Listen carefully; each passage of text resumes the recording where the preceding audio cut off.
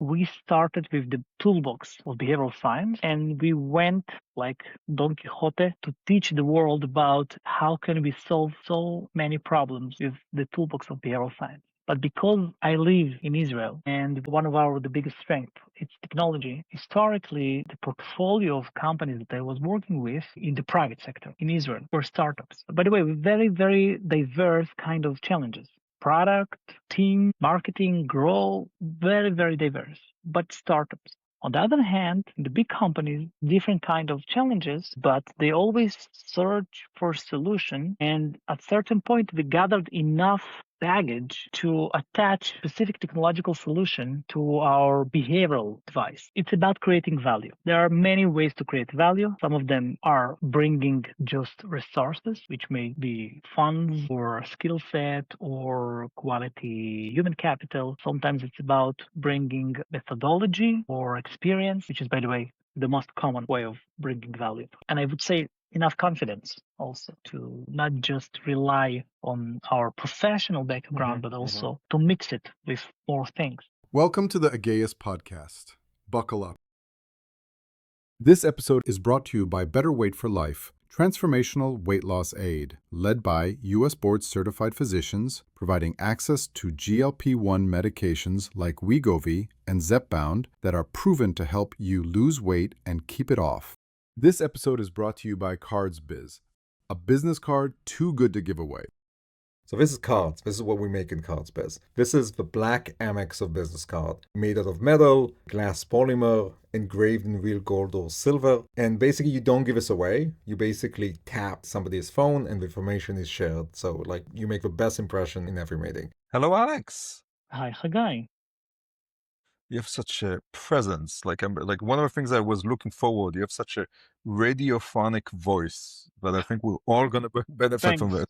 Thank you very much. So, how about we start a second? So, with a quick introduction of what do you do today? Because you actually wear a lot of hats. That's true.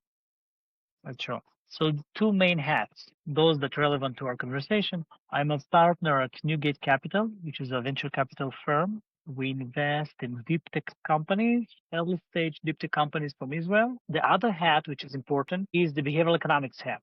I have a consultancy firm which work with government, corporate, startups, you name it, on any kind of behavioral challenges. If there are humans in the equation, probably I can fix something.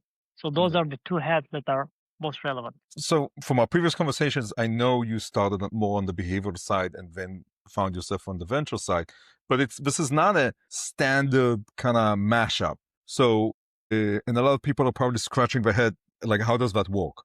So maybe a bit, let's go back. Let's go to Alex's background. And how did the road take you to down this, interesting path? So that's actually a good question. I was a pioneer, kind of a pioneer in behavioral science, applied behavioral science. We did the hard work of educating the market about the toolbox, and I developed. What is behavioral science? Let's assume somebody doesn't know what it is. Okay, so it's the whole family of social sciences, but usually you will refer to the applied side of it.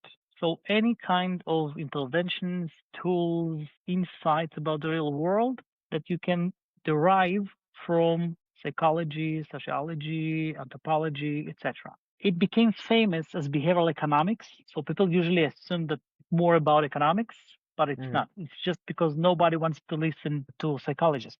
Usually people pay us, so we will listen them. So Danica Hanneman and Amos Tversky and their students, they discovered a lot, but no one listened until Richard Thaler, who was an economist, actually took their insights and popularized them in economics. And then he got Nobel Prize, and then Hanneman got Nobel Prize. So it found their way through economics, though we are talking psychology, etc.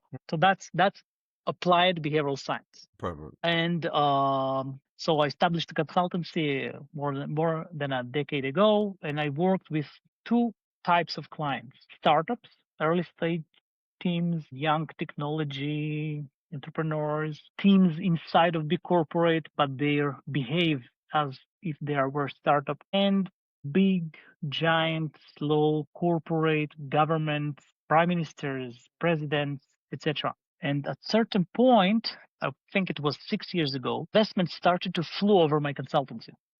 Because on one side, I had a portfolio of companies, so kind of a deal flow. I didn't call it this way back then, but it was a deal flow.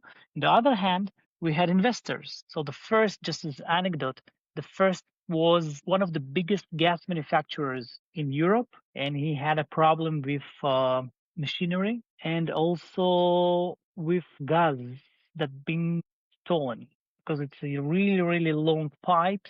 It's very, very difficult to actually monitor those 100 kilometers. And time after time, they found that someone drilled into the pipe and stole the gas. And they were looking for a behavioral solution, which worked for a while. But in Israel, we worked with young company that were developing a sensor that does what today we will call it predictive analytics. Back then, it was just the beginning of Industry 4. So it was just a smart way of sensing machinery and pipes and being able to predict what will happen because of some kind of different noise or something.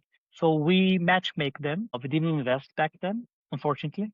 We just watched them growing and growing. I think today they're worth like a 700 millions or something. And it happened again and again and again. And at a certain point, we realized that there is a actual value on the intersection of behavioral science, technology, design, user experience, and those portfolios that we have. So this is how the VC burn. So it's much more behavioral, and then the venture capital came. And it sometimes it puts me in an interesting position with my colleagues because they usually grow on the investor side. And I came from the entrepreneur's corner. That's a bit different outlook. So there's actually a lot to unpack there. So I actually want to go back to the behavioral science element. So it's like that. So what is it good for and what is it terrible at? That's a dangerous question. There's actually a huge debate out there about behavioral science. Like everything, it has its golden age and then it failed and now it's like building reputation or something. I will start one step backward. There is a big crisis in psychology, which is called replication crisis. Many classic experiments, those that most of you probably know, just because they are so popular that they became pop culture, like Stanley Milgram giving electric shocks to people, or Zimbardo with the turning students into basically Nazis just because he gave them orders, etc., etc., etc. Many classics. We couldn't replicate the Stanford. Yeah, the Stanford experiment. Yeah, and so it basically opened the old foundations of psychology to process of rebuilding it from the scratch because the statistics became more solid, because our methods became much more scalable, etc. And as a part of it, parts of some interventions that came from behavioral science became suspicious. Most of what you probably know as priming, like showing for nanosecond a word and then measuring the behavior and then people behave differently. To the best of our knowledge today, it doesn't work. Not significant enough so we can use it. So that's the part of behavioral science that became a bit toxic and even overshadowed the other parts for a while. On the other hand, those insights that were discovered by Danica Hanneman and Amos Tversky and their students and some of the researchers that started the work before them, they are super significant.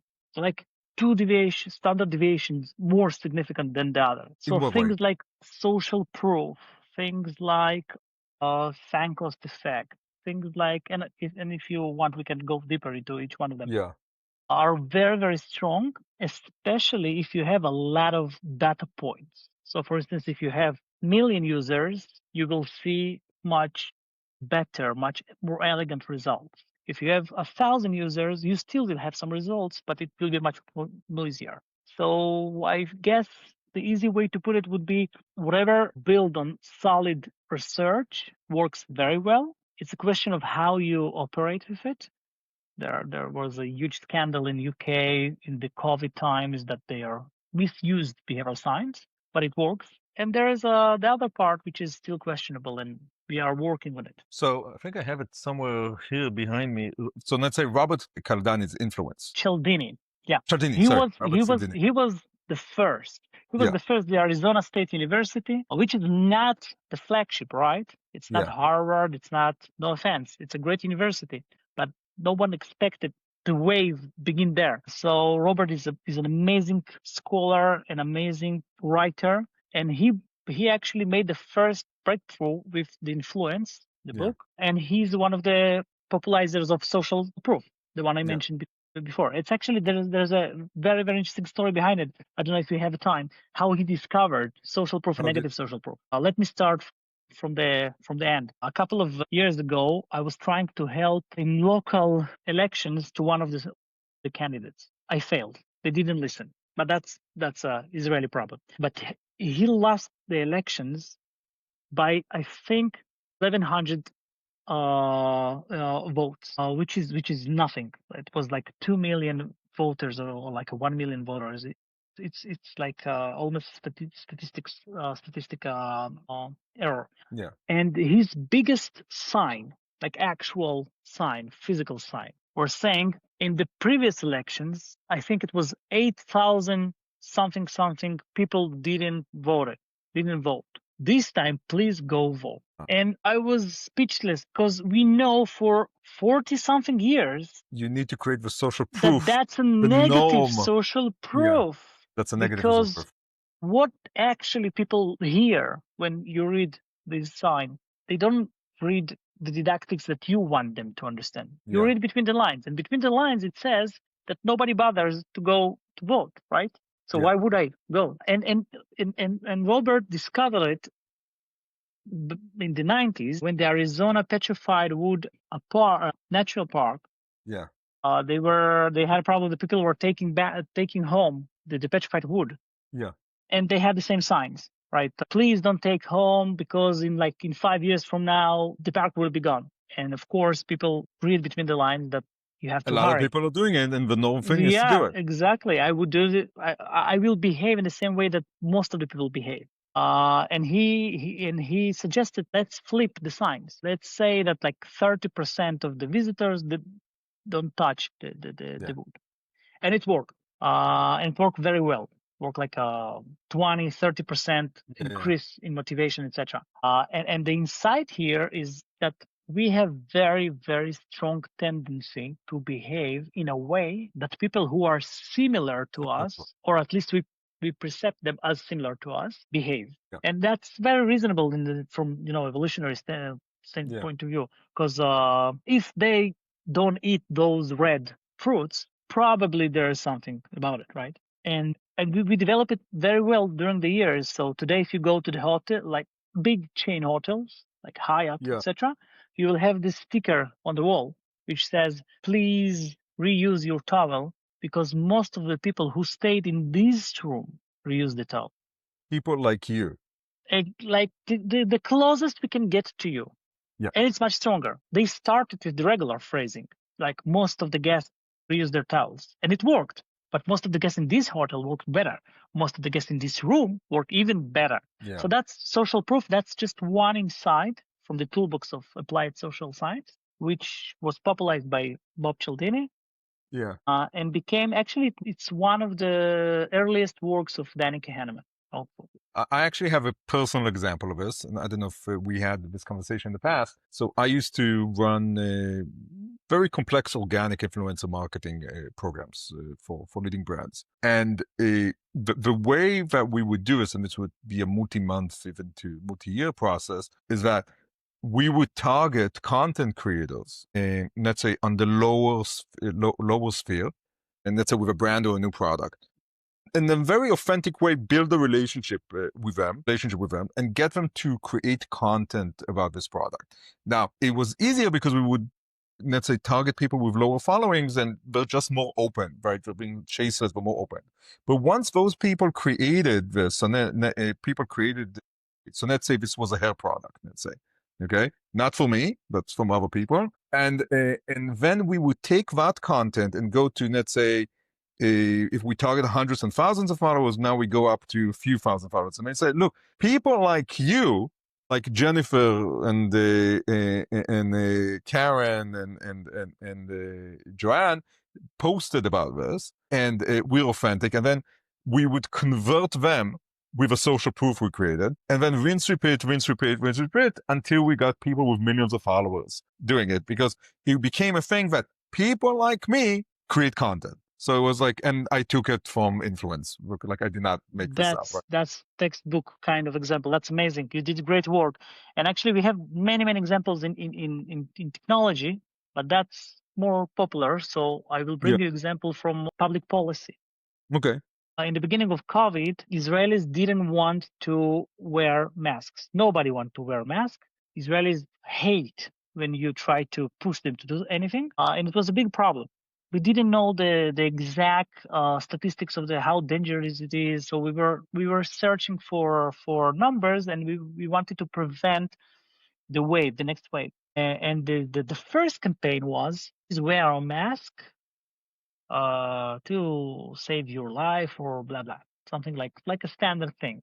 And we made two changes. First of all, we made it not about you but about your kids and your parents.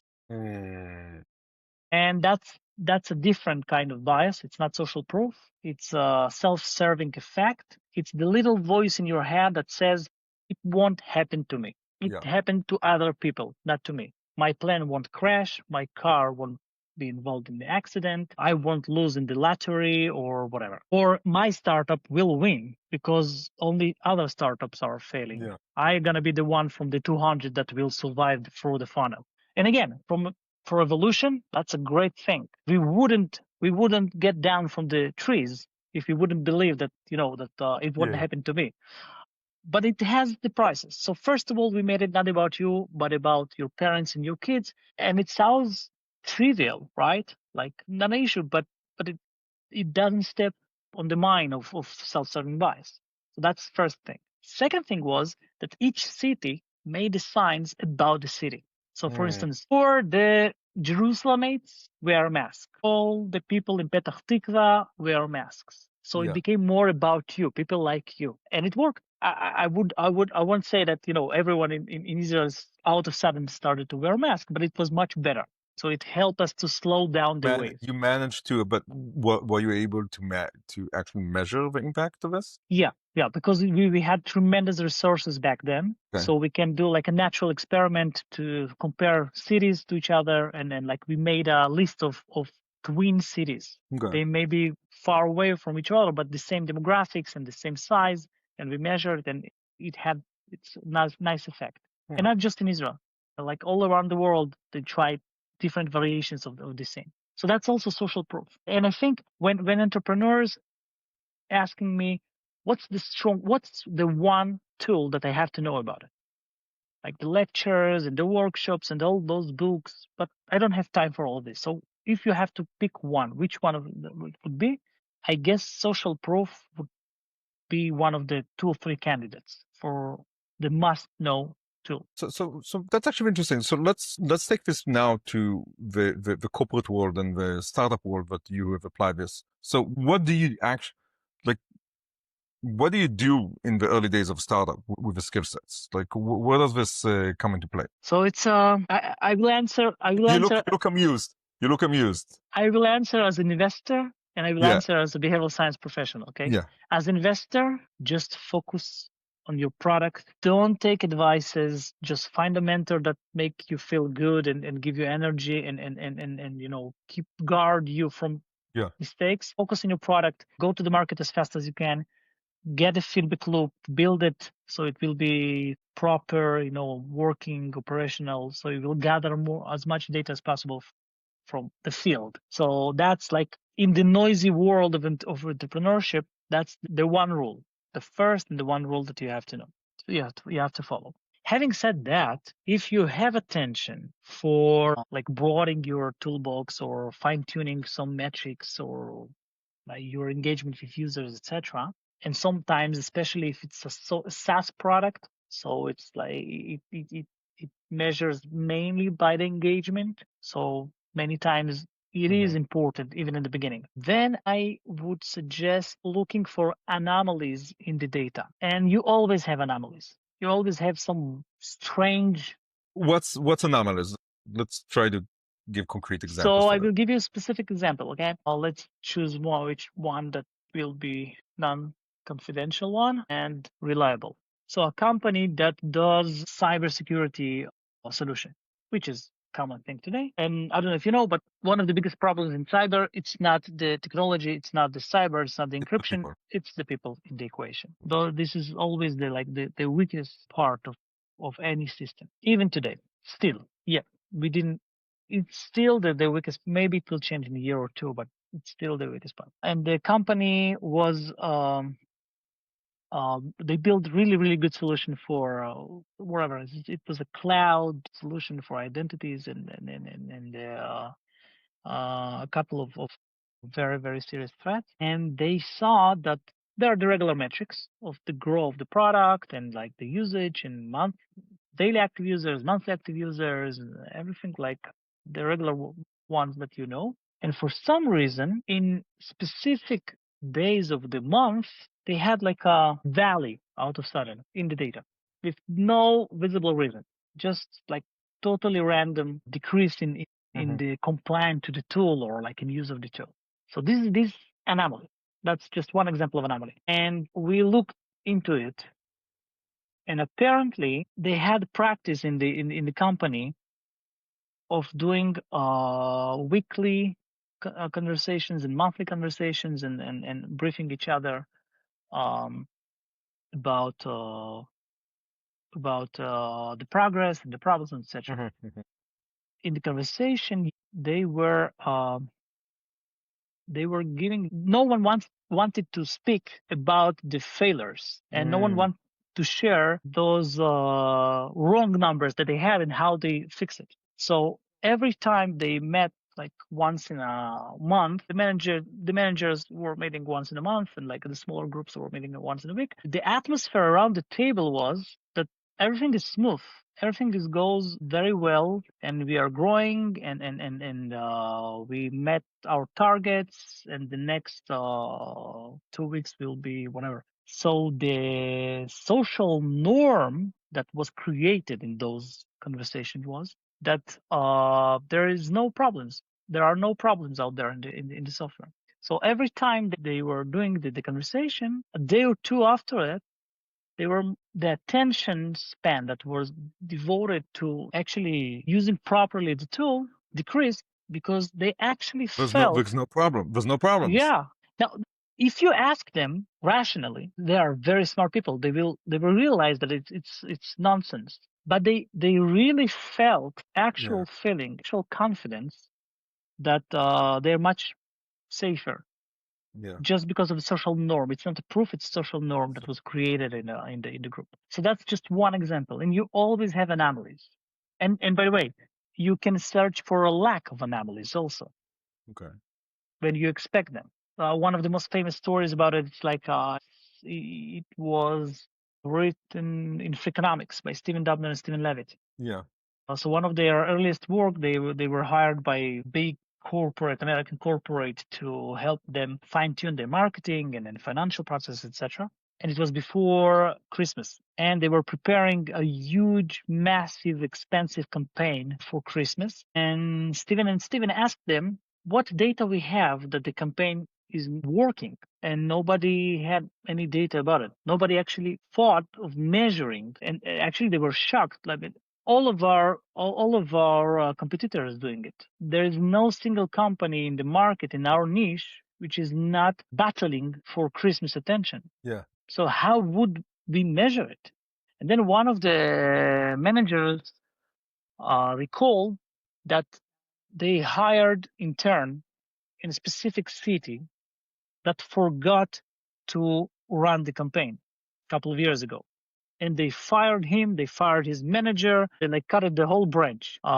It was a terrible mistake. But maybe we can look up the numbers in the city, and then we can compare. No change at all. Zero change between the city without a campaign and all the rest of US with millions of dollars spent on the campaign.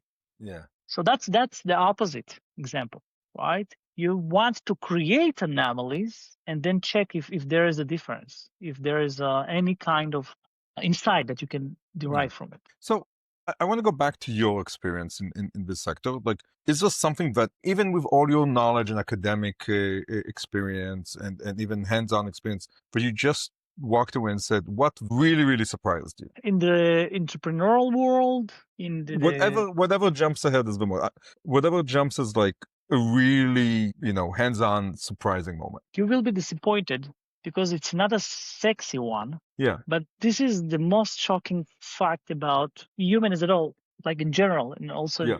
entrepreneurship is the same. It's amazing how much the human factor is crucial to any kind of process. Never mind it doesn't matter if it's service, product, consultancy, solo project. It doesn't matter. The mistakes, the biases, the relationship between people, the soft science, which is usually dismissed because it's really hard to measure it. It's really hard to quantify it. By the end of the day, it makes the whole difference. And you can see it in the dynamics inside of the team. You can see it inbound in the company, outbound in the communication with the clients or the partners. You can see it in the politics between different parts of the company. And by the end of the day, in the rule of big numbers, you probably will find a reason which is anchored in human behavior, not in the wrong process or like wrong technology or anything like that. But give me an example. So like people, like I think people say that and say, yeah, that sounds right? But like, how does that? I don't know, an anecdotal story that how that comes to it. So one of our portfolio companies, previous portfolio companies, not the current one, they were selling it was a hardware solution to manufacturing, a heavy manufacturing site, which is sounds like completely technological area and technological kind of challenge, right? So and it was a heavily technological. They had to work out the semiconductors part of it and the sensor part of it and the algorithms in the background. It was before the wave of the deep learning, gigantic deep learning models. So they had to work out manually the algorithms on the background. And it seemed like the solution is really working very well. The client really needs the solution. The relationship seems to be working, but something we don't see the numbers that we expect. Mm-hmm. And the client is not happy as we would assume that he will be based on our pilots and design partnerships, etc. And when you check deeper into the story, you realize that the floor managers, those experienced engineers, those who actually have the big data in their heads about the machinery and the processes, everything, they were offended that there is this technological solution that may solve problems that their experience and ability to smell the problem is required for. And they just didn't use it. Although they had it, they paid for it.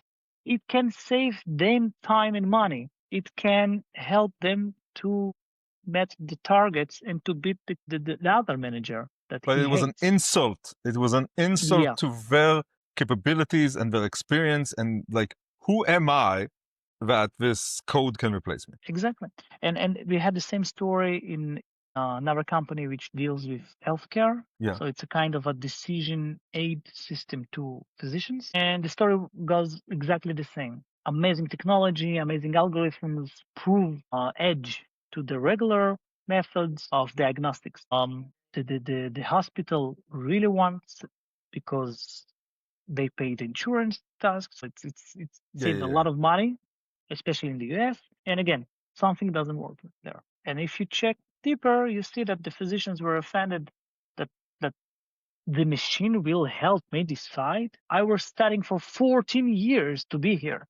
You won't teach me how should I decide about this specific case. And again, it's really important to understand those are not bad people or stupid or not sophisticated or I don't know, child trauma, right? Yeah. It's me and you. It's just the automatic way we behave, which is, by the way, healthy way to behave, because most of the time it helps you to survive. It helps you not spending attention, energy on things that won't help you to survive. when you try to fine tune things, when you try to, I think that the most appropriate title would be implement change, any kind of change. You stumble upon the human factor.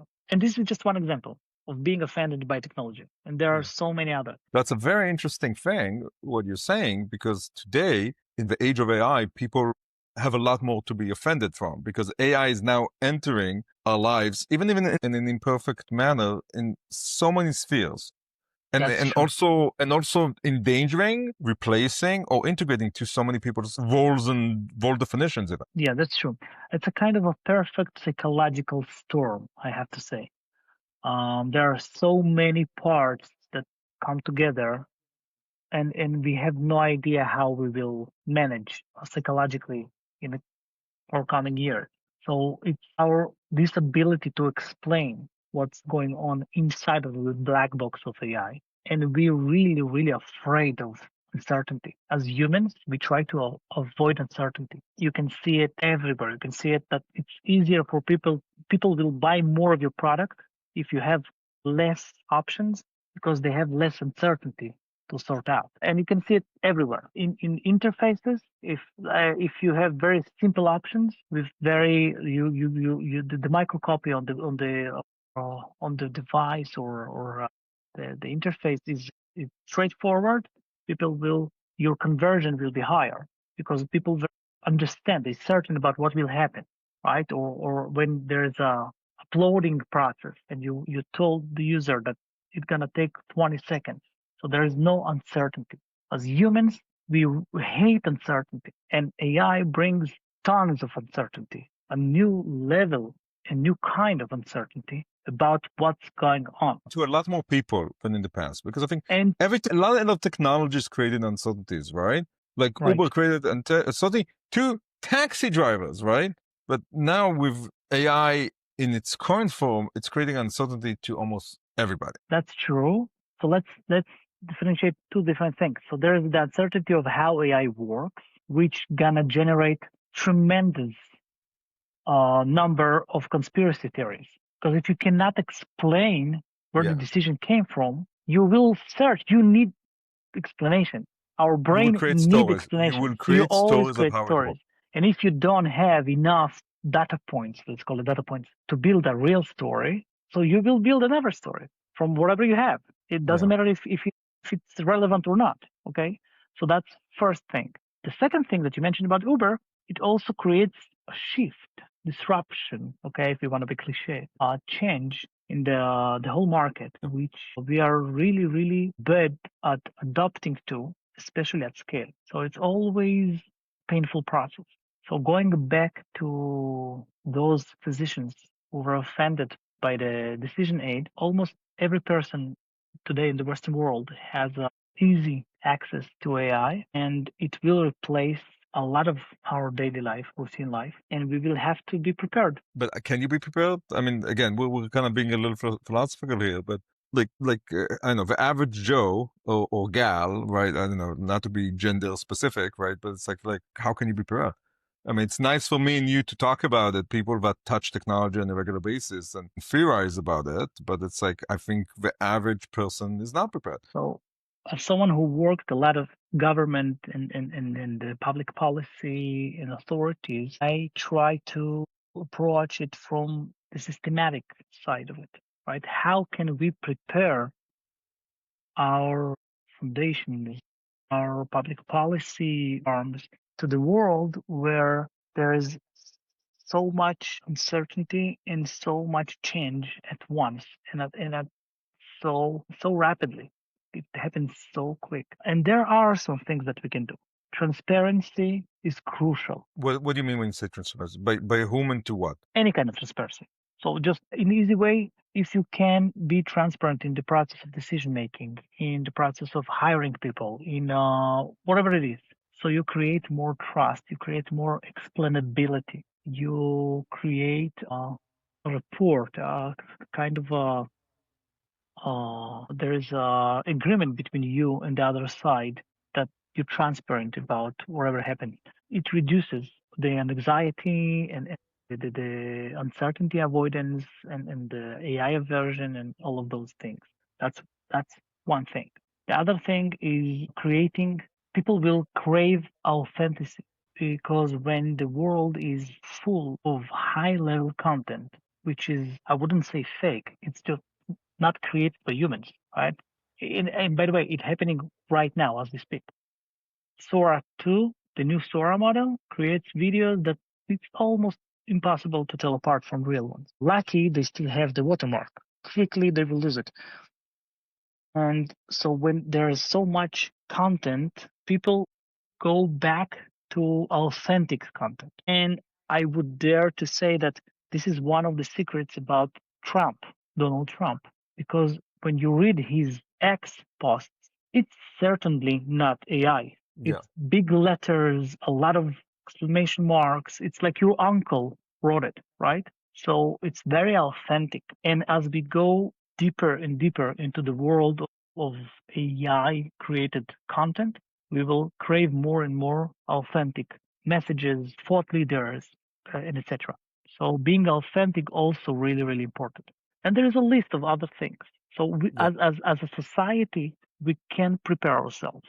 We cannot avoid the hard parts, but we can smooth it. We can try to be more prepared. Recap a bit about what you do, right? And like, what is your philosophy and how do you approach investing? Yeah. So let's start from the story, which is easier and less uncertainty. It's about creating value, right? There are many ways to create value. Some of them are bringing just resources, which may be funds or skill set or quality human capital. Sometimes it's about bringing uh, methodology or experience, which is, by the way, the most common way of bringing value. And we started with the toolbox of behavioral science, and we went like Don Quixote to teach the world about how can we solve so many problems with the toolbox of behavioral science. But because I live in Israel and we are one of the biggest strength, it's technology. So historically, the portfolio of companies that I was working with in the private sector in Israel were startups. By the way, with very, very diverse kind of challenges. Product, team, marketing, grow, very, very diverse, but startups. On the other hand, in the big companies, it was different kind of challenges, but they always search for solution. And at certain point, we gathered enough baggage to attach specific technological solution to our behavioral device. And I would say enough confidence also to not just rely on our professional background, but also to mix it with more things. And then we realized that in the area that we usually work, it's about deep technology. It's not about software. It's not about some kind of SaaS, like better ERP or CRM, which is also very important. It just wasn't the niche that usually we were working on. It was about the deep technology, which is, by the way, a whole different discussion. What do you describe? What do you define as deep technology? But let's put it in the easiest way, not just pure software. And on the other hand, we realized that in Israel there is a vacuum in deep tech in terms of available money, available funds, available investors, access to experts, etc. Again, for historical reasons, you can trace how it happened, but that's current situation, and it was the same like 10 years ago. And we felt that it's a kind of a opportunity that we cannot turn off just to capitalize on this vacuum in Israel, and just realizing that those companies may not have a chance to actually scale outside of Israel and be successful companies if we don't do the matchmaking that we started with. And this is how we were dragged into the investment activity. We still do, we're still doing the same kind of process, but 90% of my time is about investing today. So what does the fund do? Like again, we said deep tech. We said what kind of deep tech do you invest in? What size of checks? What stage? Example of a few companies that you kind of think are representative, and what's your overall philosophy in investment? So we invest in early stages, which means that we usually second or the third check the company. It's not the idea stage. It's not the initial team stage. It's almost always when the company created a signal from the market that they worth attention. So it could be paid pilot, and it's not about the money that someone paid them. It's about the organizational attention that someone were willing to put on the solution, or design partnership, or maybe even working MVP. So that's the milestone that we are usually approaching the companies. We invest in any kind of technology. So we have in portfolio biotech companies, food tech, nutraceuticals, semiconductors, AI, of course, infrastructure AI, and some niche AI also. So it's really, really diverse. And I think the one quality that sets us apart from the other funds, which are great, there are great investors in Israel, and we're blessed to have a really, really strong ecosystem of VCs and angels and super angels, etc. But the one thing that we can be proud of being unique is the ability to do proper assessment of the team. So everyone says that the team is the most important ingredient of the company. That it's a cliche that you read in books and you've seen movies, etc. But it's really rare when someone can explain how he actually choose the teams. So either it's a gut feeling. After seeing thousands of entrepreneurs, you develop some kind of a sixth sense of who will be successful in this very, very uncertain journey of entrepreneurship, or you rely on a very simplistic questionnaires or outdated frameworks that were developed for, Lee Iacocca in Chrysler like Yeah. 60 years ago. And because we came to VC from the psychological roots, we develop a systematic framework of you cannot be certain, right? You never can say that team will win the race, but you can maximize the chances. You can search for qualities in the team, not in specific person, in the mixture of the all qualities that you have in the team that maximize the chances that they will survive the journey. And what's a good indicator for that? There are fancy words that, Yeah. each one is like describing specific quality. But in simple terms, why so many good startups in Israel established by people who were served together in the army, right? So there are many reasons, but one of the reasons, which is a really, really important one, and usually it goes under the popular, the popular culture, is established communication modes. So they know each other. They know how to fight with each other. They know how to survive They're already hard. married to some extent. That's what you're trying to say. Yeah, exactly. That's a good example, right? I Yeah. remember when I told my friend that I'm about to propose. So he asked how many times you guys had a good fight, because Yeah. that's the places that are you really measure Yeah. the quality of relationship. But it's not just about the fights. It's about being confident that to give those tasks that he will be better than you. It's about delivering responsibilities. It's about trust in a really hard situations. It's about being confident hiring people that are better than you, because as a team you're not in a defense position, etc., etc. So communication is one of the key qualities, and people who serve together in army is just one example. You can have the same from different background. It's just easier in Israel especially to look for it there. The other very important quality would be the ability to cope with change. And it has many different modes, very many different illustrations, many different implications. It's about pivoting with the company without fighting with the need to pivot, without feeling you will feel the sunk cost, but Yeah. coping well with it. But don't let you, like, I'm literally right now at the project I'm working. I need to pivot for the fifth time, and I feel really bad about it, but it's very clear to me I have to do it, right? Yeah, that's true. Very clear to me. So the mere fact that you're pivoting for the fifth time, it's a really good sign. in a sense, because it means that you are in the constant process of search and feedback loops, which is crucial for a startup company. So the ability to cope with constant change, constant uncertainty, going back to the uncertainty we spoke about before, it's kind of unhuman ability because we wired to be afraid of change. We wired to avoid change and uncertainty. Be tired of change. And to be tired of change and a certain amount of change, etc. Yeah.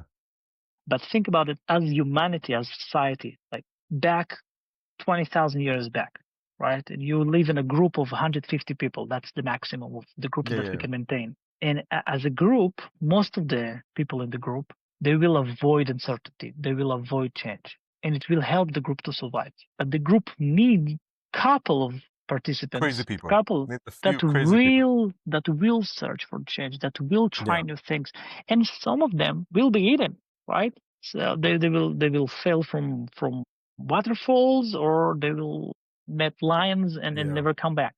But the group will have the ability to explore through those crazy people.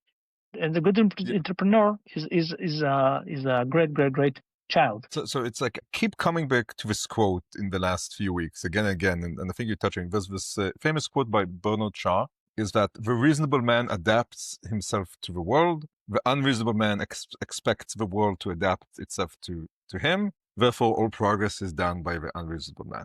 That's a really good one. Or woman, again, not the Bernard Shaw said man, but in this context. You know, the famous the famous quote by the founder of LinkedIn, that if you're going to market with products that you're not ashamed of, you probably waited too long, right? So it's about the same. You have no idea before you actually go and try things, and you have to be a little bit crazy for it. But that's something that we as society developed, and we still need it. I think the difference between somebody is crazy and an entrepreneur is that it's just what stage they're in, right? Because if you're crazy and nothing changed and nothing happened, you're crazy. If you're crazy and something changed, then you move forward when you're an entrepreneur, right? You made something happen. That's the difference. There's Sefi Bickel. He's a biotech entrepreneur. He quotes one of his mentors. I think he passed away just a year ago, the mentor. And he says you can recognize a leader by the number of errors in his ass. Everyone will tell you it's wrong. Everyone will tell you it's a crazy idea. Everyone will tell you why it's the wrong way of doing things. And it's really important to listen. Because some of those people give you actual signals. But some, it's just noise. And it's the ability to listen to all of this and distinguish what is actual signal and what's the noise. Those are the errors that he are talking about, especially in biotech. That's a really tough journey, but that's a different conversation. And you know, what's very interesting about the way you're describing this is that you're in deep tech, which is, classically speaking, technology. Does the tech work, right? Does the neutron go faster? Does the molecule solve cancer? That's the thing. And now you're talking to me about the team. That's true. Right? Yeah. We started with I'm surprised how much the human factor is crucial even in deep tech, and it's about it. Of course, the technology needs to be solid. It needs to be scalable. It needs to achieve a certain readiness to market. But if you don't have the proper team, it won't happen. Never. Doesn't matter how sophisticated and amazing your technology, and it's easier to do due diligence on technology, right? It's not easy, but it's easier because you can find metrics. You can attach benchmarks. You can find the biggest expert in optics and ask him to go over the technology. But it's much harder to do diligence the team. And I think it's the future of entrepreneurship because our tools became more and more self-sustainable, more and more automatic. So it will be always about the entrepreneur, about his ability to build a proper journey, to go to market, distribution, what we call today distribution. So it will become more and more important. I want to I'm not going to ask you which of your children you love the most, because I think that's always a tricky question. But how about you give us a little examples of companies that you invested in? So I'll give you two completely different examples. One of the companies called Nanoghost. It was established by Professor Marcel Machlouf from the Technion. She was the dean of the School of Bioengineering. She's an amazing person and a really, really great scientist. She has a really touching personal story. She made herself by with no help. She grew to the world of science and climbed higher and higher just with her talent and stamina. And for more than 10 years, she were working with our stem cells, mesenchymal stem cells of the human body, assuming that she can turn them into a drug delivery platform, into a vehicle that can take any kind of payload to the target, which was really, really brave and I would say chatzuf, right? Chutzpah. To chutzpah, yeah, even to think about it back then, because we had no methods, we had no frameworks to even apply to it. But after a long and hard work, she managed to empty those cells so they have no cytoplasm, which is really important because then they won't react to the outside environment. They will do wherever the membrane wired to do. And you can payload those stem cells with chemotherapy, for instance, and it goes directly to the tumor and releases the chemotherapy just in the tumor. Now, the tragedy with cancer is that we have the cure, we have the solution. We have no good way of separating the healthy tissues from the cancer. So either the cancer kills the patient, or we kill the patient with our try and error to hit the cancer. That's a very simplistic description of what happens, but in a general manner. So the future of cancer treatment is in delivery mechanisms. And we have beginnings. We have some treatments that started to and approved, like CAR T treatment and IDS, etc. But none of them is a generic solution, and none of them is so. Some of them fit only specific kind of cancer. Some of them require you to take patient cells, modify them, and put them back, inject them back, which is really expensive and doesn't fit every patient. And most of them decrease in efficacy after a while because the body learns how to trick whatever you use for cancer treatment. And the beauty of those nanoghosts that they were created in nature to reduce inflammation. So they naturally, exactly. So the membrane in the interaction with the body systems searching actively for inflammation sites. And because we don't have the cytoplasm, we don't have the internal sites, parts of the cell, it's agnostic to whatever the body try to do with the cell. Because there is nothing to change there. There is no mutations that can happen. So it always brings the payload to the tumor and releases it there. I cannot tell you how fascinating are the results of the clinical trials. Wow. So mouses, like a mouse that lost the ability to walk, it's a cheese's level of things, okay? And he walking again after a couple of days getting of nanoghost. Yeah.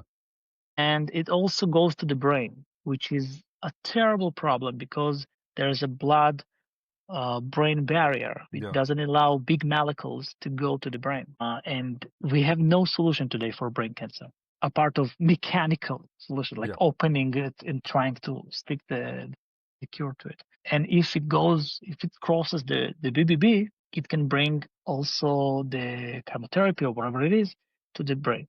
And it's just the start because the same mechanism works with mRNA. The same mechanisms work with viruses. The same mechanism work with many different kind of sophisticated tools that we developed, but we don't have the delivery platform for them. And I'm really excited about the company because it's really rare when you find a company that has no limits at all. There is no market size for the company. it's not applicable to the company. Yeah.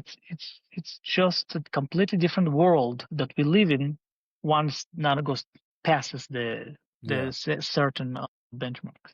So this is one company that I'm really passionate about, and we are really privileged to work with Marcel. It's a difficult journey. Biotech is never easy, especially during the last couple of years. It's a really hard years for biotech entrepreneurs. But like as always, it's a cycle, and Okay.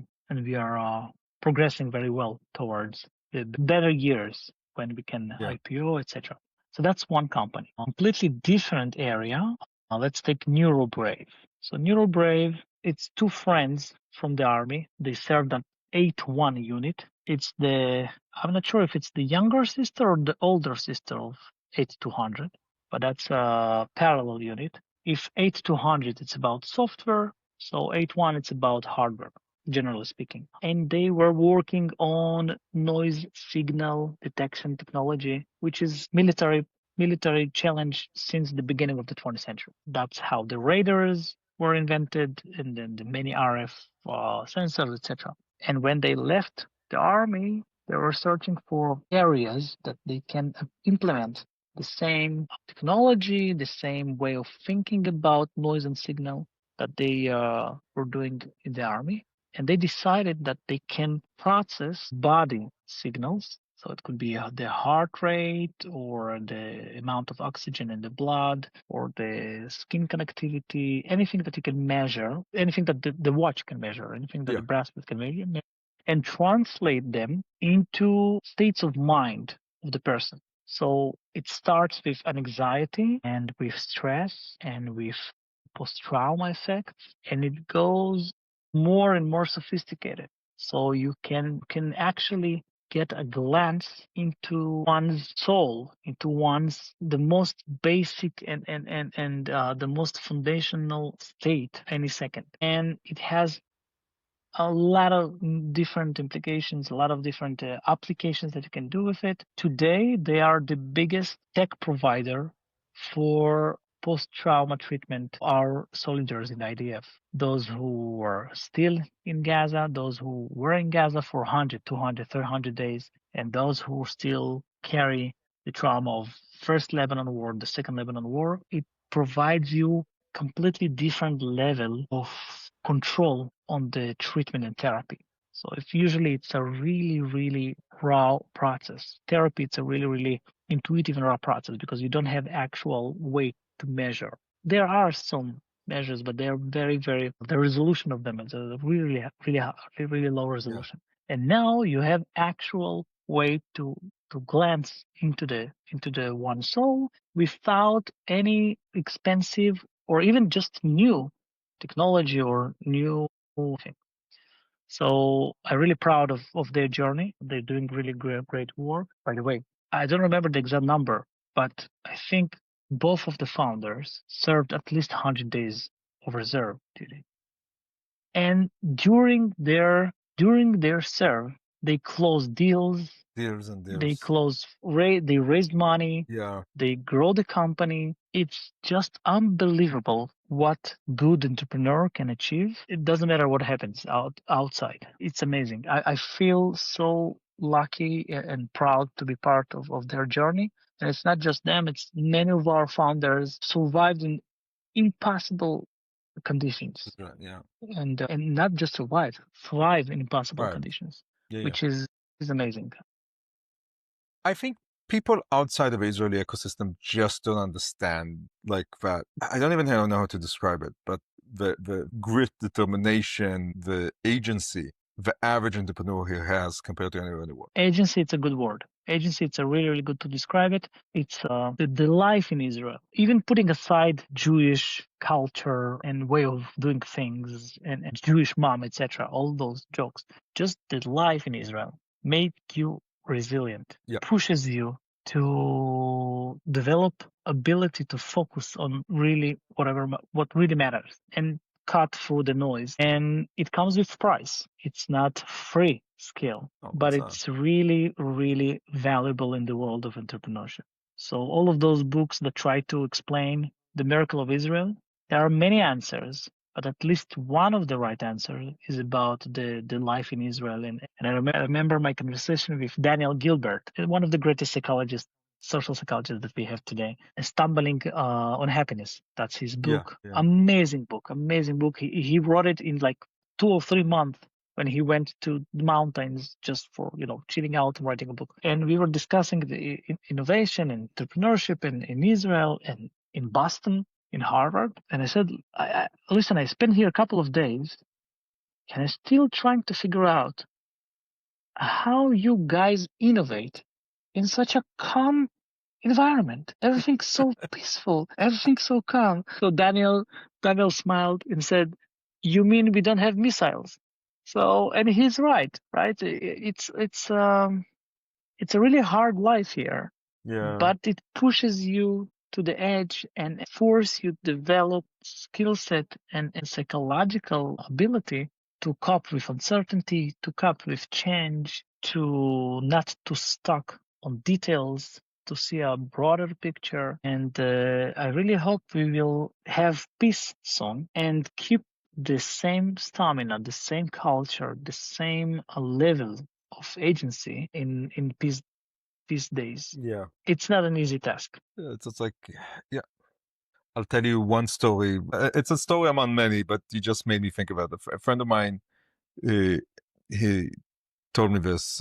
They had a call with a big international investor, and the call was in the morning because the guy was in Asia, I think, or something like that. His head of R&D is a pilot in the Israeli Air Force, and this was during when Iran was firing the missiles, and they explained to the investor that like I was shooting missiles till 4 a.m. And now I'm here, but don't worry, I took a shower, I'm okay. Let's do the call. And the guy was like, Yeah, what? yeah.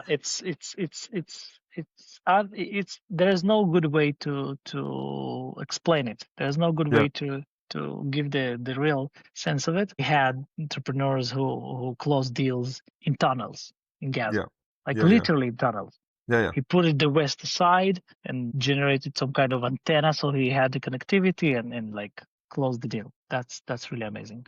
So that literally closing deals on the fire, literally in the most literal sense. Yeah, if it survived there, it will survive everything. So, Alex, before we wrap up, I think there's one macro conversation I'll be very happy if we could touch a bit. And comes from a conversation we had. And correct me if I'm kind of misrepresenting it in the way we had it. And that is, in the age of AI, where AI is going to write code for everybody, right? And like at some point, right? It's already writing code, right? It's already we're in a situation that one very good programmer can do the work of 10, 20, maybe even 100, right?